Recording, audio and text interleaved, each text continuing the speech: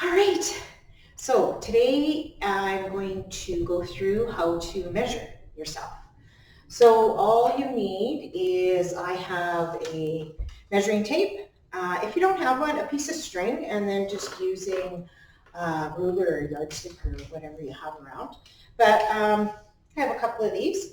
So all you want to do is make sure that you are wearing something either really tight fitting or nothing at all.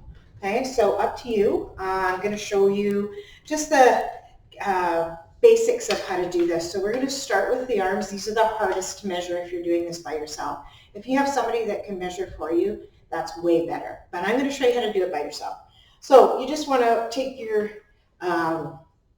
piece of string or tape measure and just put it around your arm. Now, it can be anywhere around your arm, but try to do it the same place every time you measure. Okay, you can measure once a week, once every 2 weeks, whatever works for you.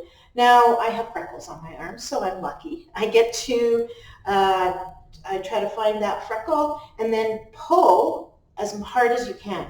This is just going to make it consistent for you. So if you just leave it slack, you're never going to get a real consistent measure. So pull it quite tight.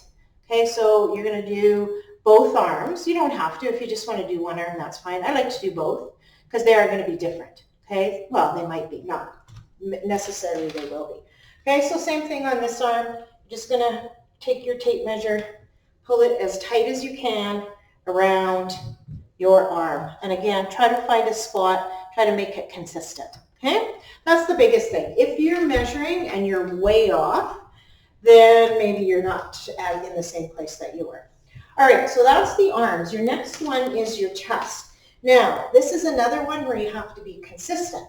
So if you're measuring yourself with a sports bra on, make sure you wear the same sports bra every single time, because that's going to be a big factor in what your measurements are. And you're going to go right around your breasts. Okay, so, and again, you want to squeeze a little bit. You don't have to really push it in, but just a little bit, enough that you're going to be consistent every time. Okay, so just pull it together. You want to be as snug as you possibly can. Okay, so that I say is your chest. Then we're going to do your ribs, and I might as well just take my tank top off here and show you. So you're going to do ribs, and that's where your bra is, okay? So just take that tape measure, and you're going to put it right around where your bra is. Now, this is what you do, of course, when you go sizing for your bra as well, is this is your bra size, okay? Not your cup size, but your rib cage size, okay? So that's your ribs. Then you're going to do waist. Now here you can, so I'm wearing light and tight leggings from Zaya, so it's kind of a little bit of a cheat because they pull everything in. So to get a good measurement, either you can leave them like this and measure, or pull them down. So I do 2 fingers above is your natural waist, okay? So bring it around, find your 2 fingers, and pull it tight, okay? So that's your waist. Then your abdomen is 2 fingers below, okay? I have that one.